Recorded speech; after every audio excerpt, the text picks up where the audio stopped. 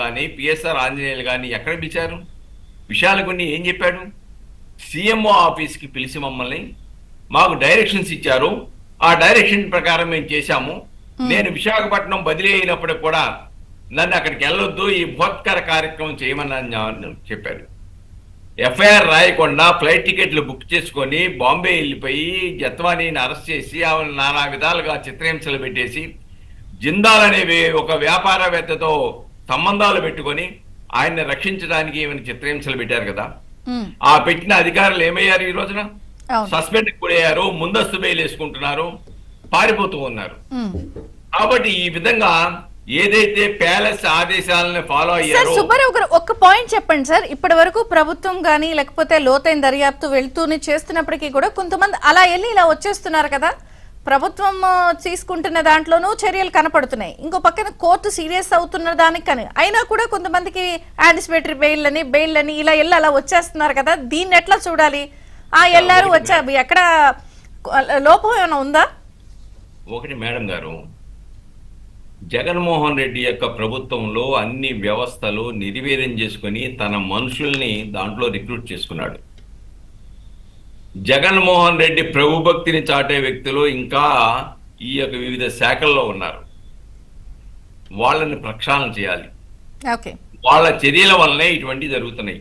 ఆర్జీవీని అన్ని రోజులు కోర్టు ఆదేశాలు ఇవ్వకుండా ఉన్నా కానీ పట్టుకోలేని దీనస్థితిలో పోలీసులు ఉన్నారు అంటే వాళ్ళలో నిర్లిప్తత లేదా?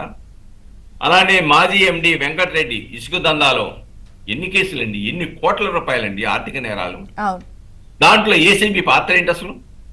ఎందుకు క్రియాశీలంగా వ్యవహరించలేకపోయింది? ఆయన మీద ఎన్ని కేసులు ఉన్నాయో అన్ని కేసులు పెట్టేసి ఒక్కొక్క కేసులో పీటీ వారెంట్ పెట్టేసి తీసుకెళ్లాలి కదా, చేయలేకపోయింది. కాబట్టి అక్కడ ఏసీబీ యొక్క పాత్రను కూడా అనుమానించాల్సిన పరిస్థితి ఉత్పన్నం అవుతోంది. రెండోది, క్షేత్రస్థాయిలో కూడా ఇంకా ఆ యొక్క జగన్మోహన్ రెడ్డి మూలాలు ఇంకా కొనసాగుతున్నాయి. అంటే చాలా మంది ఒక ప్రజానికం కానీ చూసే వాళ్ళకి కానీ ఇన్ని ఆధారాలు లభ్యమవుతున్నా చర్యలు కొంత సింపుల్ గా ఉన్నాయి. ఒకటి మేడం గారు, ఒకటి చంద్రబాబు నాయుడు గారి యొక్క పాలసీ చాలా స్పష్టంగా చెప్పారు. తనని ఆధారాలు లేకుండా అరెస్ట్ చేశారు, తర్వాత ఆధారాలు సేకరిస్తానని న్యాయస్థానంలో పెట్టారు చంద్రబాబు నాయుడు గారు అరెస్ట్ అప్పుడు. కానీ చంద్రబాబు నాయుడు గారు ఏమంటున్నారు? ఆధారాలతో అరెస్టులు చేయండి, చట్టబద్ధంగా చేయండి, రాజకీయ ప్రతీకార వాంఛ అనేది ప్రజలకు కనిపించకూడదు, ఆ విధంగా ఆ దృష్టితో చూడకూడదు, రాజకీయ ప్రతీకార వాంఛ అని చెప్పేసి అని చెప్తున్నారు. అయితే ఇక్కడ ఏంటంటే ఇసుక దందాలో కానీ మద్యం దందాలో కానీ ఆల్రెడీ శ్వేతపత్రాలు ప్రభుత్వాలు విడుదల చేసినాయి. ఎంత కుంభకోణాలు జరిగినో స్పష్టంగా చెప్పినాయి.